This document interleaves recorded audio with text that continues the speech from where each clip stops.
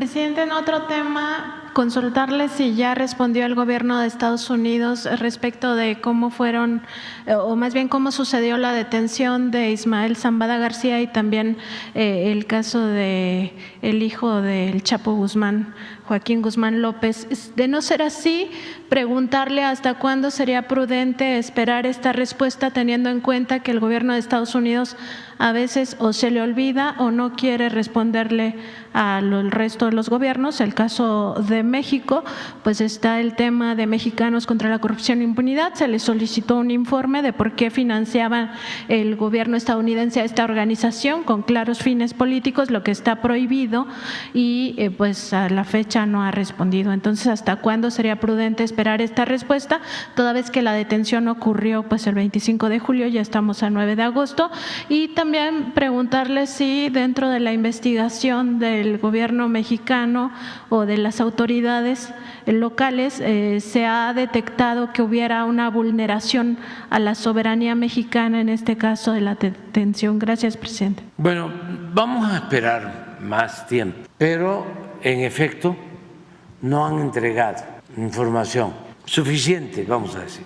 Entregaron una información muy elemental, muy general, de que llegó un avión al Paso, Texas, que tenían un acuerdo de tiempo atrás con Guzmán López y que al llegar el avión no solo iba o no solo aterrizó con Guzmán López, sino que iba también el señor Zambada. Esa es la información.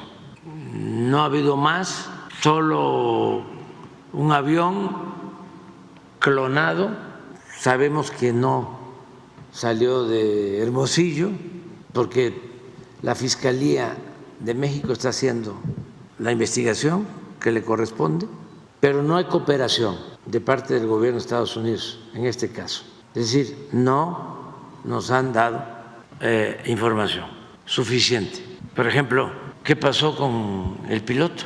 ¿Qué hicieron con el piloto? ¿Quién era? Y desde luego que saben de dónde salió el avión. Y queremos saber más sobre la negociación, si fue un acuerdo o, como llegó a declarar el abogado del señor Zambada, de que lo habían detenido.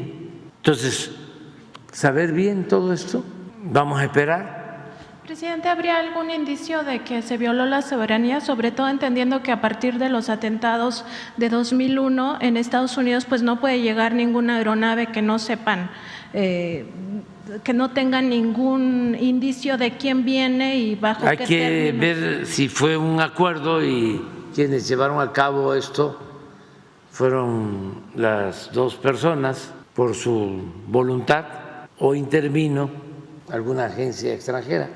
De lo que estamos nosotros absolutamente seguros es que no intervino el gobierno de México, ninguna dependencia del gobierno federal, no intervinieron las Fuerzas Armadas, la Guardia Nacional. Entonces queremos saber más sobre esto.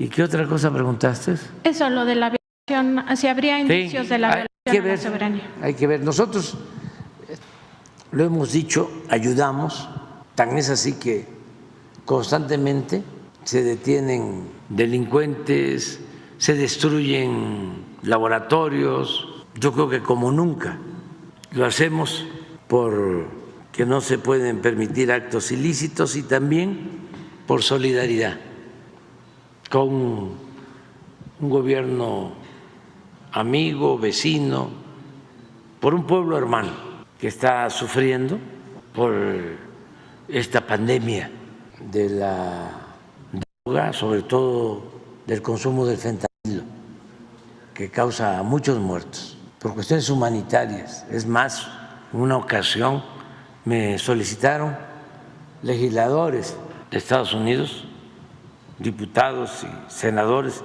de los dos partidos, que yo ayudara solicitando cooperación del gobierno de China y les ofrecí que íbamos a intervenir y le envié una carta al presidente de China con este tema, hablando de humanismo y de que no se podía permanecer al margen, independientemente de las diferencias políticas o ideológicas, cuando perdían la vida por consumo de fentanilo 100.000 jóvenes cada año en Estados Unidos, y que le pedíamos apoyo para que los precursores químicos que salen de China les diera seguimiento, que salen de puertos de China hacia los puertos de México, y que se estableciera un acuerdo en ese sentido de cooperación.